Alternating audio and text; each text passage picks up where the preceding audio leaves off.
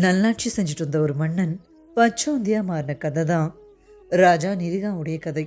ஒரு முறை யாதவ குலத்தை சேர்ந்த குழந்தைங்க வெளியே விளையாடிட்டு இருந்தாங்க. அப்போ அவங்களுக்கு தண்ணி தாகம் எடுக்கவும் பக்கத்தில் ஒரு பழைய கிணறு இருக்கிறத பார்த்தாங்க. சரி, அதில் தண்ணி இருக்குமான்னு பார்க்க மேலே இருந்த படர்ந்த கொடிகளெல்லாம் அகற்றி எட்டி பார்க்க அதிர்ந்து போனாங்க. ஏன்னா உள்ளே இருந்தது ஒரு பெரிய பச்சோந்தி. சரி, அதை காப்பாற்றுவோம்னு கயிறையும் மற்ற கருவிகளையும் பயன்படுத்தி பார்த்தாங்க. ஆனால் எதை கொண்டும் அசைக்கவே முடியல. உடனே கிருஷ்ணர்கிட்ட போய் விஷயத்த சொல்லி கூட்டிட்டு வந்தாங்க. கிருஷ்ணர் வந்து அந்த பச்சோந்தியை வெளியே எடுத்தார். அது வரைக்கும் பச்சோந்தியா இருந்தது அவர் கைப்பற்றதும் ஒரு அரசனா மாறினான். முக்காலமும் தெரிஞ்சிருந்தாலும் நீ யாரு, உன்னை பற்றி சொல்லுன்னு கிருஷ்ணர் கேட்டாரு. அப்போதான் ராஜா தன் கதையை சொல்ல ஆரம்பிக்கிறாரு. அந்த கதையை நான் இப்போ உங்களுக்கு சொல்கிறேங்க. ஒரு ஊரில் நெரிகான்ற மன்னன் நல்ல முறையில் ஆட்சி செஞ்சுட்டு வந்தான். ரொம்ப நல்லவனாகவும் கனிவானவனாகவும் இருந்தவன் நிறைய தான தர்மங்கள் செஞ்சுட்டு வந்தான்.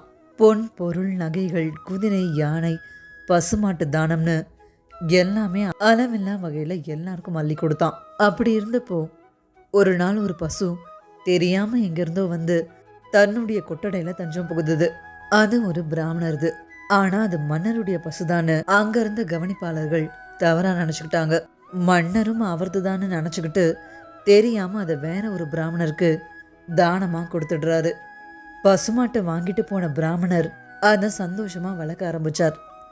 உண்மையான உரிமையாளர் இது தன்னுடைய தொலைஞ்சு போன பசுவாச்சேன்னு பார்த்துட்டு மன்னர்கிட்ட போயிட்டு முறையிட்டார்.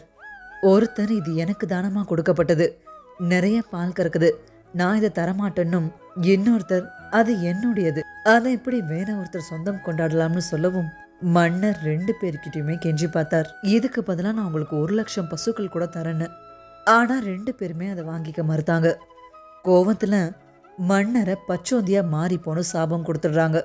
அதன் விளைவாதான் அவர் இப்படி பச்சோந்தியா நீண்ட காலம் இருந்தாருன்ற கதையை மன்னர் கிருஷ்ணர்கிட்ட சொல்லி முடிச்சார்.